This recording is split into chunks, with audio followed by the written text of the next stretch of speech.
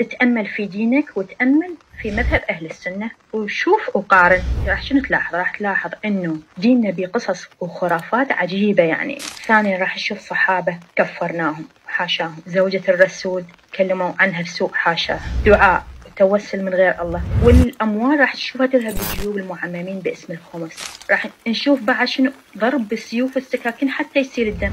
هل هذا هو ما كان يفعله النبي والإمام علي والحسين؟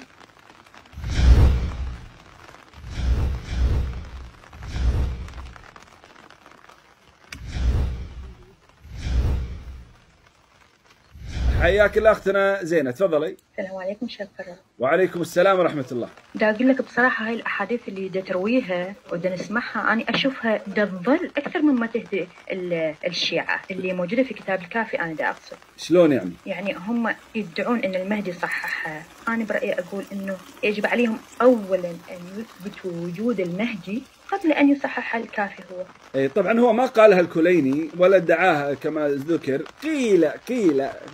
قيل انها واحد من علمائهم ذكرها، وكان كتاب الكافي يعرض على الامام صاحب العصر والزمان. لكن في كل حال هل هذا دين؟ انت يا زينة كنت شيعية. نعم. أسألكم بالله، هل مرت عليكم هذه الروايات سابقا؟ أبدا والله يا شيخ، أول مرة دا أسمعها من عندك أصلا. ولذلك يخفون عنكم حقائق هذه الكتب المجوسية عشان يسوقون بين أظهركم هذا الدين باسم أهل البيت، وفي الأخير يوصل المجوس إلى رقاب العرب سنة وشيعة فيسمونهم سوء العذاب. شوفوا الانتخابات العراقية مثال، شوفوا إيران شلون ما تبي العرب يحكمون العراق حتى لو كانوا شيعة، عشان تفهمون الأهداف البعيدة لكتاب الكافي ولكتاب الطوسي، كتب الطوسي وكتب ابن بابوي غيرها. هذه الأهداف، هذه الغاية، هذه النهاية، الوصول إلى أمجاد الفرس المجوس. نعم، يريدون أن يحافظوا على إيمان الناس وعلى عقيدة الناس وعلى النصوص الروائية، لكنها ما تتوافق مع القرآن الكريم. هذا اللي يرجوه.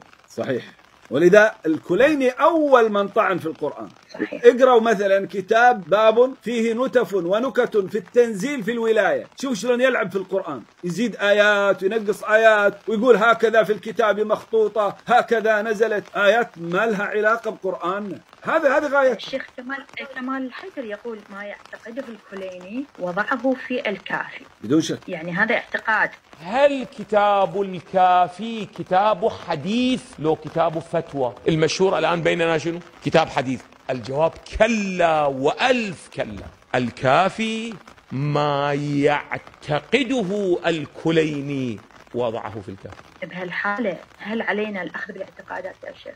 لا شك أن هذا الكليني يعتقد ما في كتابه، وهذا مو بس الحيدري، حتى الكاشاني ذكر أن الكليني يعتقد ما في كتابه، ويصرح بها جملة من الأعلام يقولون إذا أردتم أن تتعرفوا على آراء وفتاوى، آراؤه في العقائد وفتاواه في الفقه، فانظروا إلى عناوين الأبواب. هذه العناوين هي آراؤه وفتاواه. ليقول لنا قائل والله نقل روايات تحريف القرآن وهو غير معتقد بها. لا لا لا، أبدا أبدا أبدا. وهو أصلا بين ذلك في مقدمة الكتاب الكليني نفسه، أن سيأتي بالروايات الصحيحة والتي عليها العمل. شهادة الكليني التفتوا، يقول ويأخذ منه من يريد علم الدين. مولانا هذا كتاب حديث. يقول لا، من قال لك كتاب حديث؟ إذا كان كتاب حديث يمكن أن يأخذ منه علم الدين؟ هذا لابد أن يعطى للمتخصص والعمل به بالآثار الصحيحة عن الصادقين عليهم السلام. إذن هو ده يكتب في الكتاب ويشهد أن كل ما ورد فيه فهي ماذا؟ آثار صحيحة. هذا التزم به الكليني. هذه القضية محمد عليه الصلاة والسلام ترى يدورون حوله، والله أن قضيتهم رسول الله عليه الصلاة والسلام ودينه. شوفوا ضاربين اللي حواليك كلهم، تقول له سنتي يقول لك لا عترتي، ممشين السنة تماما، كأنما جاء الرسول بس عشان يعلم علي بن أبي طالب، ما علم الأمة ولا نشر دين ولا نقلوه أصحابه. اللي أمرهم هو صلى الله عليه وسلم أن ينشروا. أرسل معاذ إلى اليمن ومصعب إلى المدينة، وأرسل البعوث وأرسل المراسيل، وبين أن أعلم الأمة بالحلال والحرام معاذ بن جبل، وأفرضهم زيد، وأقرأهم أبي وغير ذلك. بين صلى الله عليه وسلم أشد البيان. لا لا لا لا، ذولي ما يبونه، يطعنون في زوجاته، يطعنون في أصحابه، يطعنون في كتاب الله الذي نزل عليه.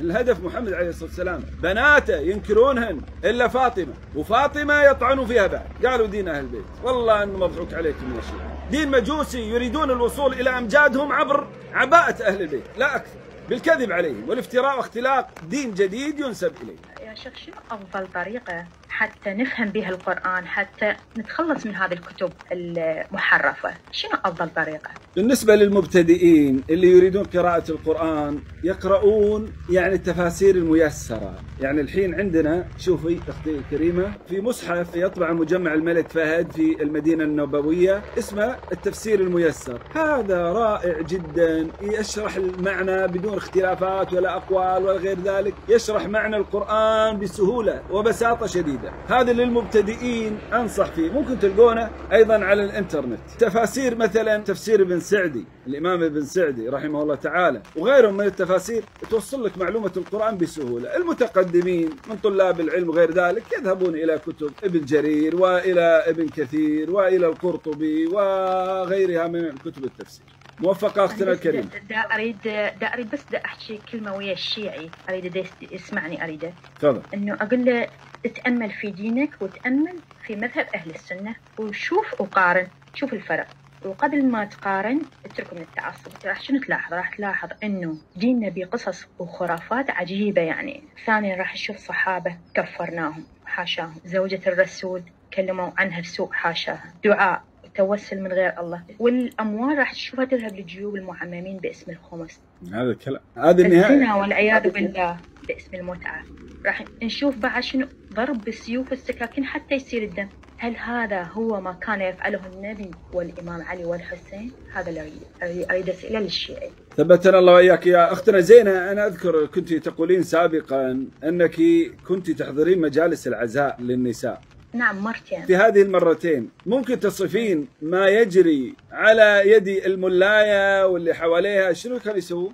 والله يا شيخ شوف، الملاية تقرأ لهم وتخليهم يلطمون على وجههم، أكو بيهم يصير الوجه أحمر يعني، ويلطمن على الصدور يعني بصورة قوية.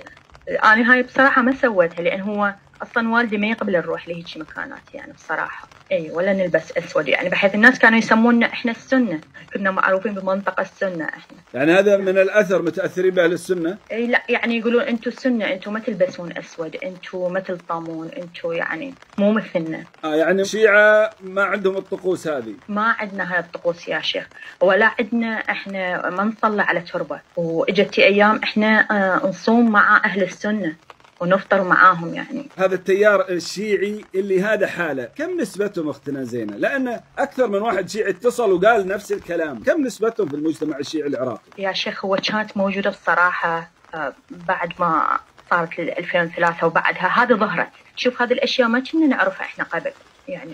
أنت بدي تحكيها وأنا متعجبة يعني. معقول أنا كنت على هذا الدين؟ يا سبحان الله والله يعني. بس إن شاء الله أنا دا أدعو الناس يعني، ودا أسوي مشاركات أشوفهم إنه مثل ما تقول دا يحبون يعني يتابعونك وكذا. فأنت يا شيخ مثل كل قوتك أعطي الأدلة والبراهين حتى هم يهتدون إن شاء الله، وحتى يتركون هذا الدين اللي ما أعرف من وين إجانا يا شيخ. اي والله ما تعرفوا من وين اجاكم. شكرا لك. تعرف يا شيخ، تعرف يا شيخ انه والدي الله يرحمه كان من نهاية الصلاة كان يمين ويسار يعني. نهاية الصلاة يعني كانت الصلاة مثل ما صلاتكم انتم.